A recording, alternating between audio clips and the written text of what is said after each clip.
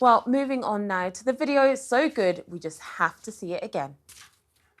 And every single one of them will be done. OK, thank you very much. Thank you. Thank you.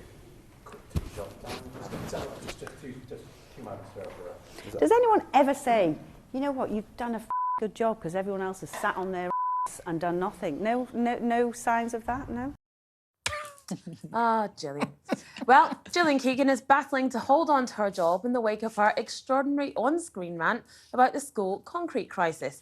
The Education Secretary has found herself under renewed fire after questions were raised as to why she was chairing key meetings from holiday in Spain last week. The backlash gathered pace as she defended her jaunt by claiming she spent the whole summer dealing with teacher strikes and exam results and deserved a break. The Tories have form when it comes to taking inopportune holidays. Dominic Raac was sacked as Foreign Secretary after he went AWOL in Crete when the Kabul fell to the Taliban.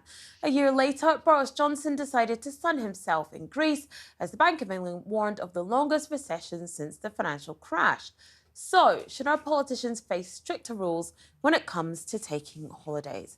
Now, when it comes to, Gillian here, and I swear his self, hot mic, Jill. The thing is that she probably booked this holiday quite a long time ago, end of the summer holidays when exam results have been and all that, and she's got it all done. So when everyone's going back to school, it's kind of like her time to have a break, get the kids back in school. It's fine, nothing's going to happen, except all the schools are going to fall down, and actually it's an absolute mess. So I do think that politicians do deserve holidays. They absolutely do. I think there's probably an argument to perhaps if something is happening in your wheelhouse, perhaps it's a good idea to cut your holiday short and come back. But politicians absolutely do deserve the breaks. Everybody deserves a break. Everybody deserves to have that holiday.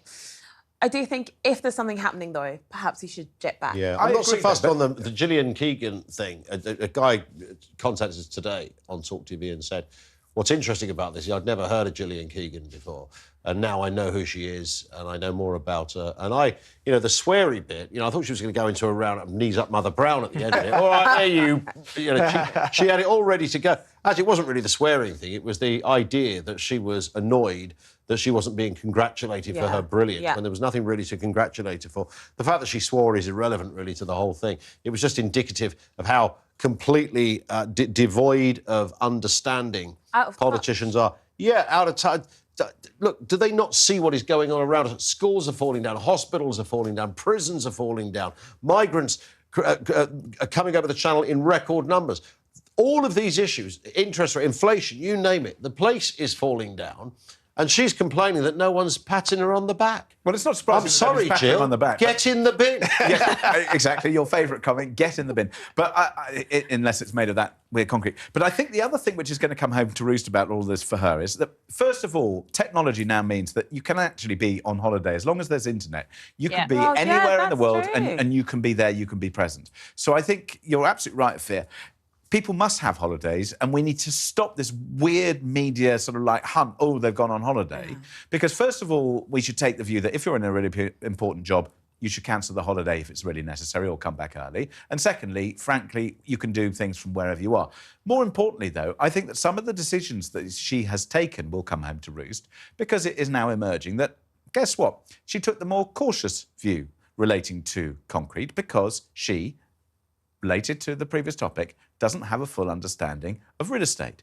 And if we have people taking decisions without having full knowledge and expertise, guess what? They tend to take the wrong decisions. Well, she should have spoken to someone. It's no Secretary of State's job to know everything about what they're dealing with. They've got advisors and specialists to speak to. But I was at House of Commons today, and I've never seen so many MPs there ever. And I asked one MP, why is the place so busy? And he said, or she, don't want to give away the identity, or they said, after recess, everyone always shows up for the first few days. Next week, we'll be back to normal. We'll be here once or twice a week. Yeah. So I think they deserve a holiday, but as soon as it comes to there's a crisis and it's in your department, I don't want you working remotely for that. Get on a plane and get back here, do your job. No, I did that. Although I kind of like politicians to be as human as possible. I always laugh about our colleague Aisha Hazarika tells a story when she was working for Gordon Brown, and there would always be that photo opportunity of the PM, on holiday in his shorts, whatever. And Cameron always did it. And because he didn't like going on holiday, because he was such a workaholic, that they used to force him to get out of his, and he'd say, "No, I'm ready for the photo op," but he'd be in his suit. And she'd be like, "Prime Minister, no one's going to believe you're on holiday if you're in a suit." So they'd literally make him change. They'd take the quick photo. They'd be back in his suit, back at his desk, working. I don't want politicians like that. Imagine either. begging Gordon Brown to get into his trunks. Yeah, to show that he... Not a job that I want. Nobody needs that. I'm good, thanks. Gross.